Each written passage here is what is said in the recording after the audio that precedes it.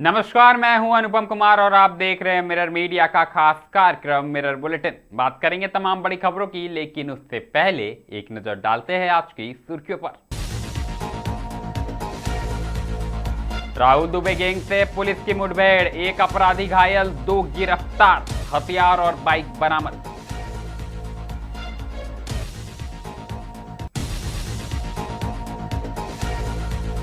America का नया tariff, Bharat समेत 60 देशों पर नए व्यापारिक मार, 10% से 12.5% तक बढ़ा शुल्क। पेपर लीक पर पीएम मोदी का वीडियो संदेश, बोले अब होगी और सख्त कार्रवाई।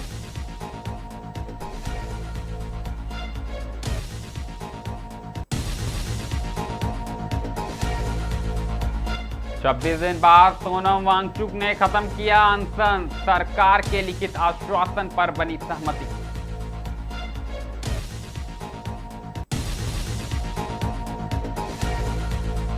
झारखंड में आज भी बारिश के आसार, धनबाद समेत कई जिलों में गरज चमक का अलर्ट।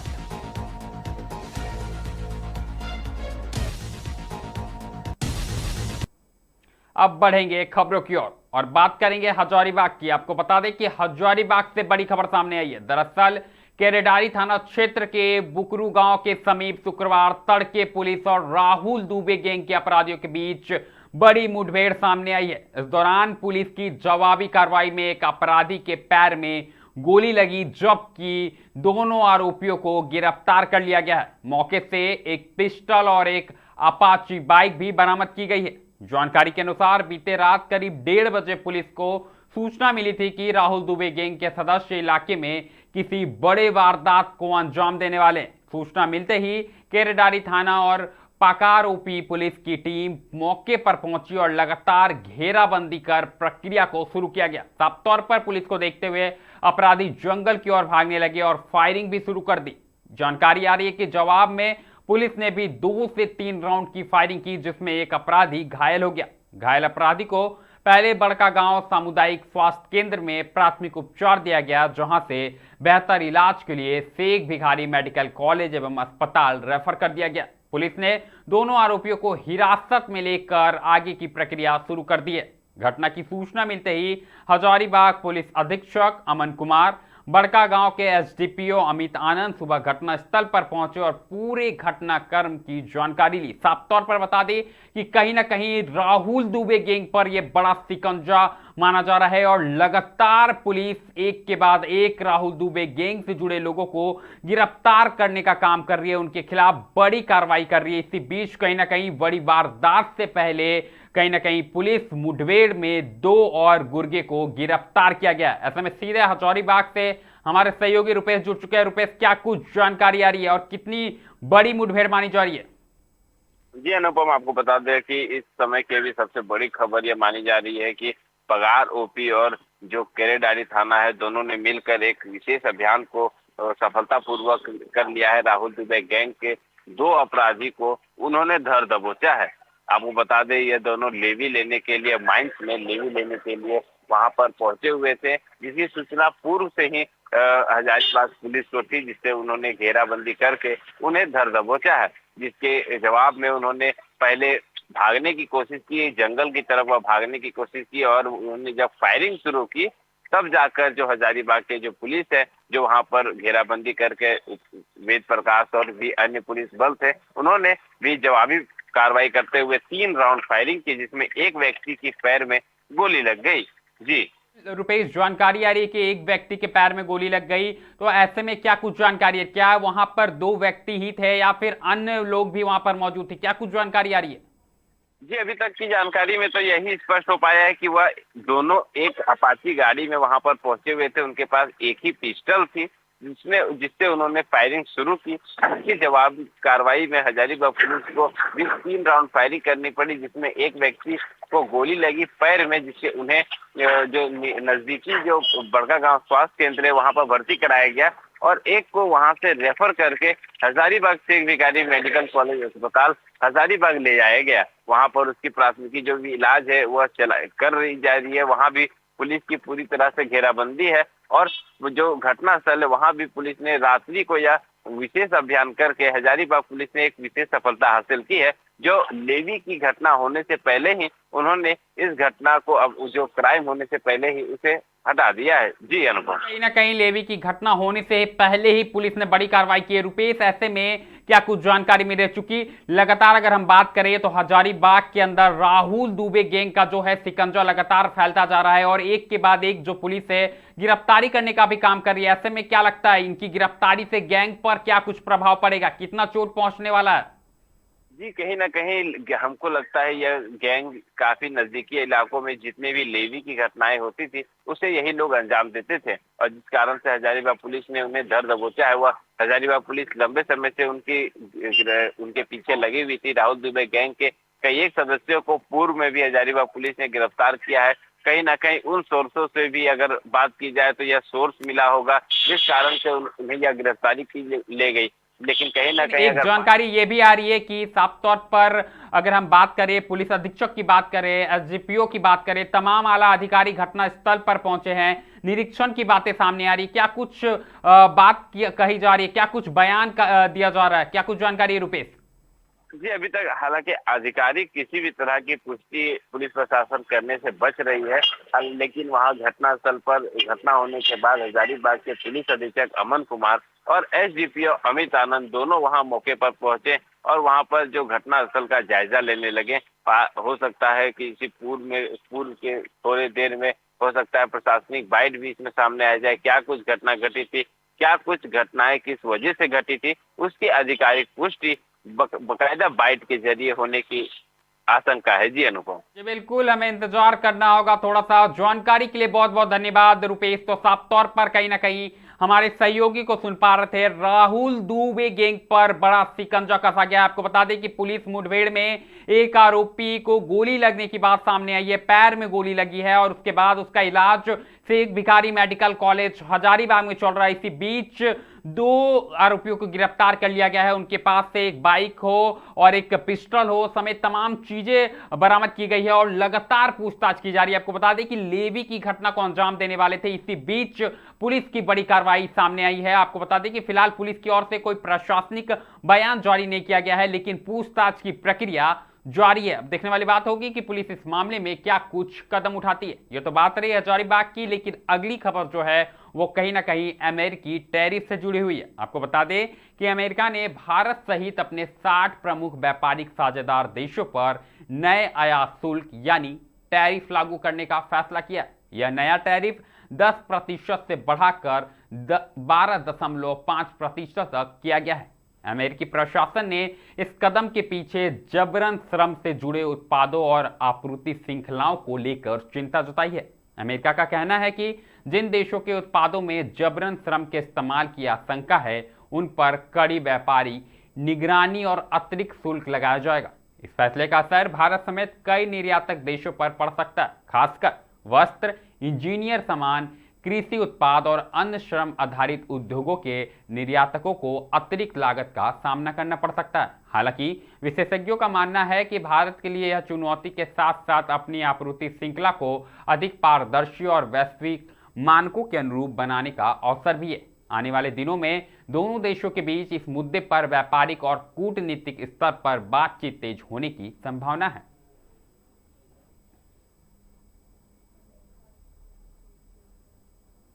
अब बात करेंगे पीएम मोदी द्वारा जारी किए गए वीडियो संदेश को लेकर। आपको बता दें कि देश भर में पेपर लीक को लेकर जारी विरोध प्रदर्शनों के बीच प्रधानमंत्री नरेंद्र मोदी ने वीडियो संदेश जारी कर छात्रों को भरोसा दिलाया कि सरकार इस मुद्दे पर और कड़े कदम उठाने जा रही है। दरअसल प्रधानमंत्री ने कहा कि पेपर लीक कोई सामान्य घटना नहीं है, बल्कि इससे लाखों छात्रों के भविष्य और उनके परिवारों की उम्मीदों पर असर पड़ सकता है। प्रधानमंत्री ने कहा कि सरकार ने अब तक कई आरोपियों के खिलाफ कार्रवाई की है और यह सुनिश्चित किया है कि छात्रों का शैक्षणिक वर्ष प्रभावित न हो।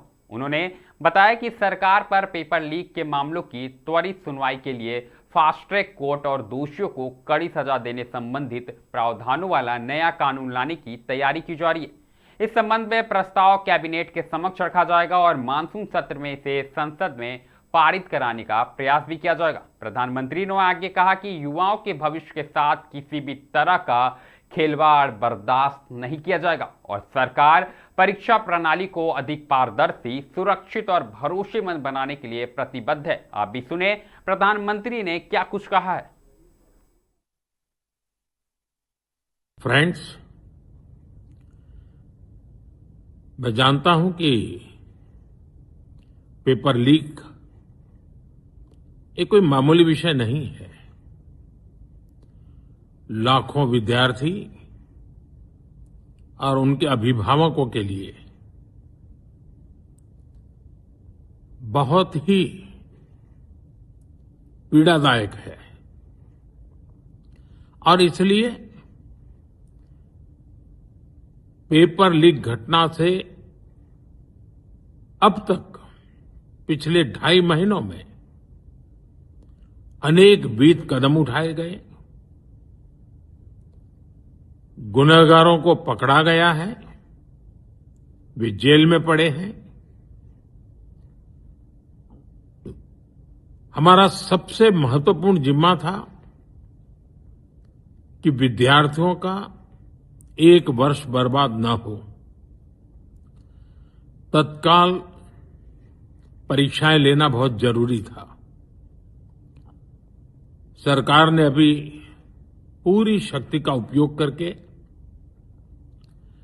कम से कम समय में 22 लाख जितने विद्यार्थियों के एग्जाम हो जाए, इसका प्रबंध किया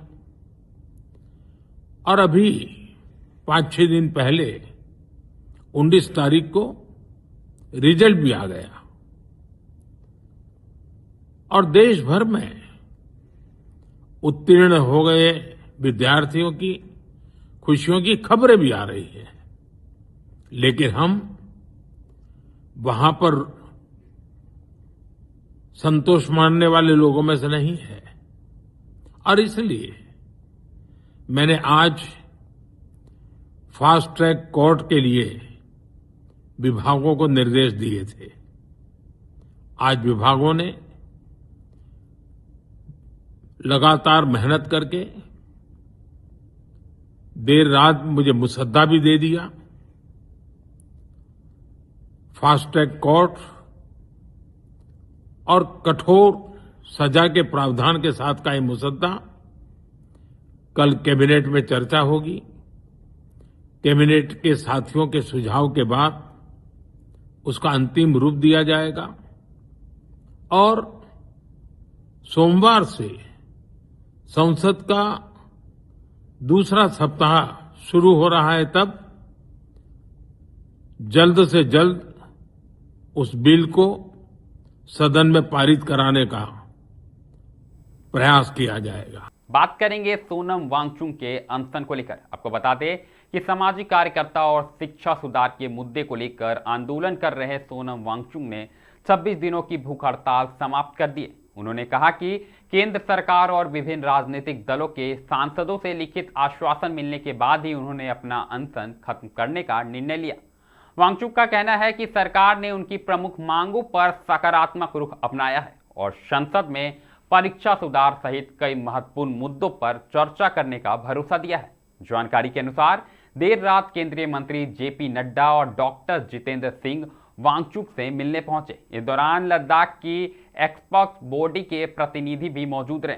सरकार की ओर से लिखित आश्वासन सौंपे जाने के बाद वांगचुक ने 26 दिनों से जारी अपना अनशन समाप्त कर दिया है। वांगचुक ने बताया कि पिछले 2 दिनों से सरकार के साथ लगातार बातचीत जारी है। उनकी स्पष्ट मांग थी कि सभी आश्वासन केवल मौखिक नहीं बल्कि लिखित रूप से दिए जाने चाहिए। इसी कारण अंतिम सहमति बनने में 2 दिन का अतिरिक्त समय लग गया और उन्होंने अनशन जारी रखा।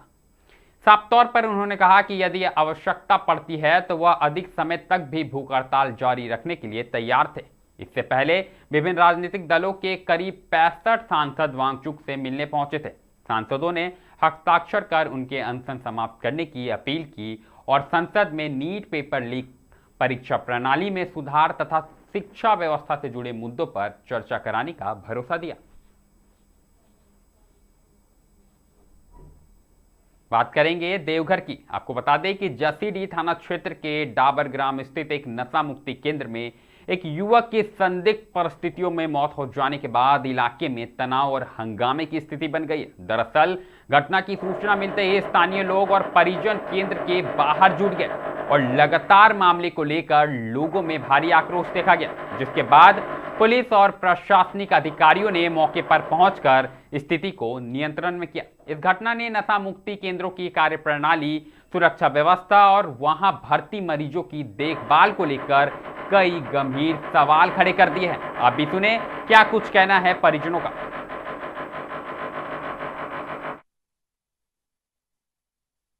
दंड सजा मिलेगा और उसको बहुत जल्द मिलेगा, लेकिन कुछ लोग जो है वो काम नहीं करने दे रहे हैं। असल में है कि अभी रोड जाम किए हुए हैं, जबकि नियम नहीं है रोड जाम करने का, लेकिन जो रोड जाम किए उनको समझाया जा रहा है, उनका परिवार को समझाया जा रहा है, सब चीज़ समझाया जा रहा है। वो पुलिस को जो है काम नहीं करने दे रहे हैं, इसलिए कि वो बुझेंगे समझेंगे बात को तभी ना भाई। अब मान लीजिए लाश को लेके रोड पर पड़े हुए हैं, आप पुलिस को काम नहीं करने दीजिएगा तो किसको पकड़ेंगे। कुछ लोग तो पकड़ा गया है जो कि बंद है थाना में, इसीलिए अब बहुत जल्दी जो है जो आदमी गलती किया है उसको छानबीन कर रहे हैं, उसको पकड़ा जाएगा, उसको दंड सजा जो नियम कानून के तहत होता है वो निश्चित तौर पर होगा, उसमें कहीं कोताही। अब बात करेंगे मौसम की। आपको बता दें कि झारखंड में मानसून सक्रिय हो गया है। इसी बीच मौसम विभाग के अनुसार रांची, धनबाद, बोकारो, गिरिडीह, देवघर, दुमका, जामताड़ा, पाकुड़ और साहेबगंज समेत कई जिलों में हल्की से मध्य बारिश के साथ गरज चमक की संभावना है। कुछ स्थानों पर तेज हवाएं भी चल सकती है। राज्य के अधिकांश हिस्सों में आसमान में बादल छाए रहेंगे और अधिकतम तापमान 27 से 30 डिग्री सेल्सियस के बीच रहने का अनुमान है। साफ तौर पर मौसम विभाग ने लोगों से वर्षपात के दौरान खुले स्थानों से दूर रहने और आवश्यक सावधानी बरतने की अपील की है।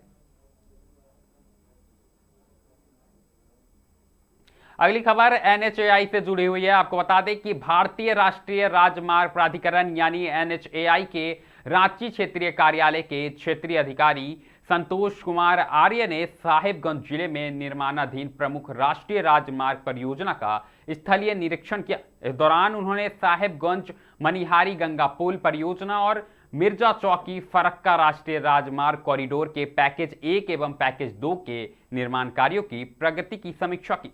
निरीक्षण के दौरान उन्होंने परियोजना से जुड़े अधिकारियों और निर्माण एजेंसियों को कार्य में तेजी लाने तथा निर्धारित समय सीमा के भीतर परियोजना पूरी करने को लेकर निर्देश दिए। साफ तौर पर उन्होंने कहा कि निर्माण कार्य में गुणवत्ता और सुरक्षा मानकों से किसी भी तरह का समझौता नहीं किया जाएगा। साथ ही सड़क की स्वच्छता, हरित पट्टी के संरक्षण, पौधारोपण और नियमित रखरखाव पर भी विशेष ध्यान देने को कहा गया है। संतोष कुमार आर्य ने कहा कि NHAI का उद्देश्य उच्च गुणवत्ता वाले, सुरक्षित और समयबद्ध राष्ट्रीय राजमार्गों का निर्माण करना है। उन्होंने बताया कि केंद्र सरकार के दिशा निर्देशों के अनुरूप मानसून के दौरान भी यात्रियों को सुरक्षित और सुगम यात्रा उपलब्ध कराना प्राधिकरण की सर्वोच्च प्राथमिकताओं में से एक है।